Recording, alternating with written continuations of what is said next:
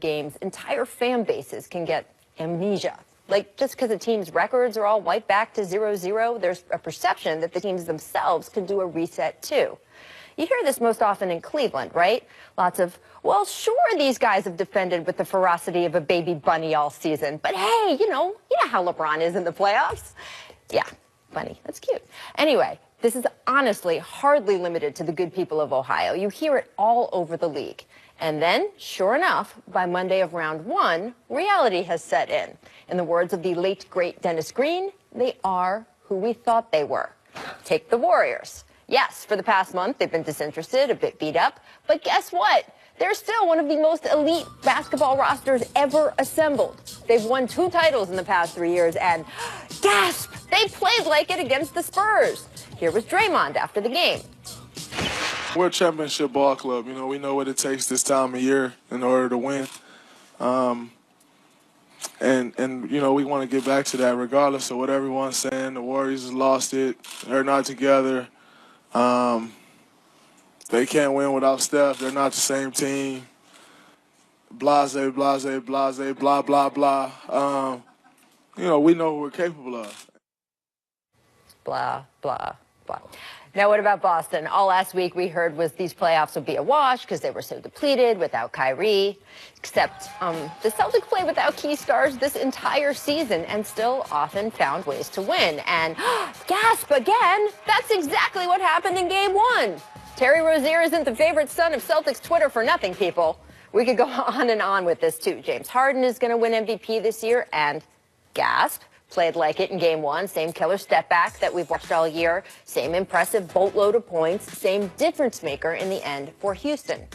Up in Toronto, the team that all season has been sharp and steady with a deep bench, won Game 1 by being, yeah, you know where I'm going here, sharp and steady and using its bench. And yes, there were upsets also. And no, I'm not pretending that everyone expected the Pelicans and the Pacers to win. But the ways they won, well, again, that is who these teams are. For months now, Anthony Davis has been a freight train, and Drew Holiday has been tougher than nails. As for Indiana, well, let's just let Victor Oladipo tell it, shall we? I mean, we've been playing like this all year. We've been playing hard on both ends all year. It hasn't been magnified.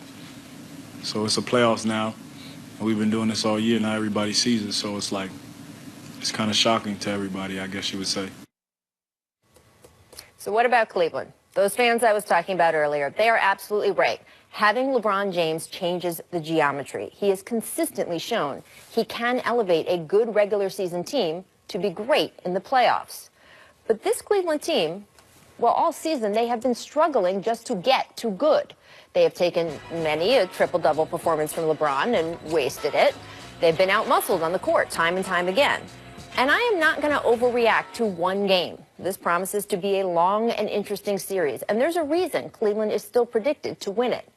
But the Cavaliers team that fell behind 25-8 in the first quarter yesterday, that's who the Cavs have been all season.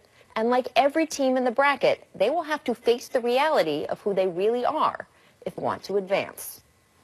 So, Scotty, if this is the team that Cleveland has in these playoffs, how worried are you about the Cavs?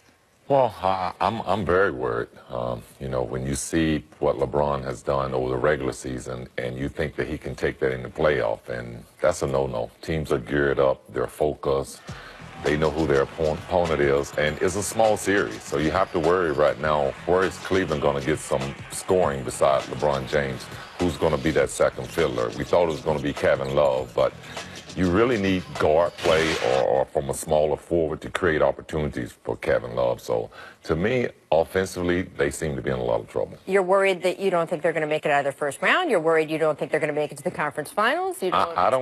I don't want to say they're not going to make it out of this first round, but I do worry when you talk about getting to the conference finals. I think it's going to be a tough and long journey for LeBron. He's going to have to play a lot of games to win series, and not like he's done in the past, been able to dominate. Let me translate what he's saying. He's saying the Cavs miss Kyrie Irving.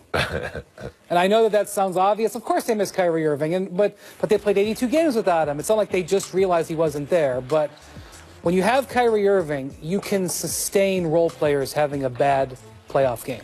When you have Kyrie Irving, you can sustain Rodney Hood giving you nothing. You can sustain Jeff Green giving you nothing. You can sustain Jordan Clarkson playing like it's his first game. You can sustain Kevin Love having an off game. Okay. When you don't have that second firepower, you lose so much of your margin for error, and that's what happened yesterday for the Cavs.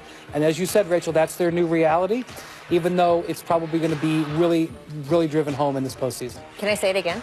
Is it time? Can I say the thing again? No one's going to stop you. The Cavaliers did not have to trade Kyrie Irving. He had 2 years left on his contract. Right. And look, the front office and Dan Gilbert made a gamble, right? They decided they wanted to grant that trade request because they thought LeBron could still do what he has always done and kind of drag whatever team they ended up with. And obviously, I don't want to say this is a team of nothings. Kevin Love is an all-star. There are some good players on that team. But their faith was LeBron could take the team that they left him with to at least the finals again and trade Kyrie and get that little chip, you know, that first-round draft pick. You are what your record says you are. The Cavs are the number 4 seed. That is LeBron's lowest seed in 10 years. It is LeBron's probably least talented team in 10 years, and that's what we're going to see in these playoffs. So interesting to see what happens here. We got to talk more about the game. Victor Oladipo had 32 points on 6 of 9 shooting from 3. And afterward, Vic was asked about the comment. Well, yeah, let's get back to it. Cleveland owner Dan Gilbert made after the Pacers acquired Vic from OKC in exchange for Paul George. Now, Dan, as you may remember, said, quote, Indy could have done better than it did. And that is, of course, Dan being upset the Pacers didn't trade Paul George to him. Here is what Victor said when asked about it after Game 1. You could say it added fuel to the fire, but that was so long ago. It came up recently, obviously, because we're playing the Cavs in the series. But yeah, he said, I'm aware of what he said. So let me tell you, this is something that Nate McMillan did right off the bat. As soon as they knew they had the Cavs, he started playing this angle. Nobody believes in us. They didn't even think this was a good enough trade. They thought you were a bad team. This is, I mean, Nate said he didn't use bulletin board material, but this is what has been their stuff the entire year, is that nobody believes in us. And to be honest with you, Dan Gilbert was not alone in feeling that way. Most of the league felt that way. There were probably people in the Pacers organization who felt like this is the best we could do. Victor Oladipo has been a wonderful surprise for everybody. I knew he was a good defensive player. I knew that he had, great offensive talent. I was at a game one time where he scored 50. I certainly knew that. I did not know that Victor Oladipo was such a tremendous leader as he's shown this season. And his leadership yesterday and the way he approached the game really was very valuable for sure. And I don't think anybody, including Dan Gilbert, knew that was going to be the case. Scotty, can you explain to us as a player, because we all hear you guys say, oh, I'm motivated anyway. It's a playoff game. But what is it when you feel doubted in the way that Vic did, even by the team's owner from the other team? Well, as a player, it's something that you embrace because you like when people put you down and belittle your style of play in your game. So for this kid, Oladipo, spent a lot of time this summer. He worked out with a guy that works out with Kyrie, Michael Lancaster, who has tremendously took his game to another level. I mean, he basically was playing all-star basketball this season, all season long, just because his confidence was built over the summer. So what we're seeing really is the work that this young man put in over the summer, watched last season, watching Westbrook play. He learned from that, and now we're just seeing him put it out on the court. And it's great to see his leadership go to another team and be able to just raise the bar. And as a record keeper, Rachel, there's a lot of people who have a lot of different stories about what happened with the Cavs trade. They tried 2 different times to get Paul George. What the Pacers wanted was Kyrie Irving. And if the Cavs had been willing to trade straight up Kyrie Irving for straight up Paul George, that deal would have got done. But that trade was never on the table, and as a result, it ultimately never got done. See, I like that deal more than the deal they made. I know Paul George's contract would have been up at the end of the summer, but, Oklahoma City's whole theory was, hey, you give me a year of Paul George playing with Russell Westbrook, and he's going to want to stay. Cleveland, I would think, could take the same gamble. You give me a whole year of Paul George and LeBron playing together, then maybe they both want to stay. Right. And, I mean, I think Indiana is thrilled with the way it worked out. Yeah, absolutely. But, I mean, there was a time where they wanted Kyrie Irving, and they asked for it multiple times. So it's fascinating the way things work out with that whole thing. You know what I liked yesterday, by the way? Victor Oladipo played lights out. Paul George played lights out, and everyone can say, hey, both of these guys can thrive in their new environments without somebody having to suffer. Both teams. Right. One guy doesn't have to fail for the other guy to have to succeed.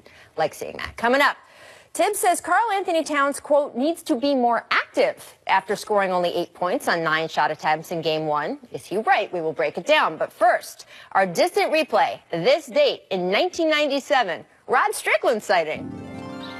But it's a great layup. Wow. Here he goes. Good. Oh. If you see shades of Kyrie Irving, that is because, Brian, That is his uncle. Godfather, kind of. Godfather. Yeah. Godfather. Not blood related, but boy, they could be from the way they play basketball. But basketball related. Yes. He knew all the angles, man. I mean, he's got 100 highlights like that, maybe 1,000. Oh, he was the best at getting to the bucket. Man, create angles. J'ai encore en mémoire le parfum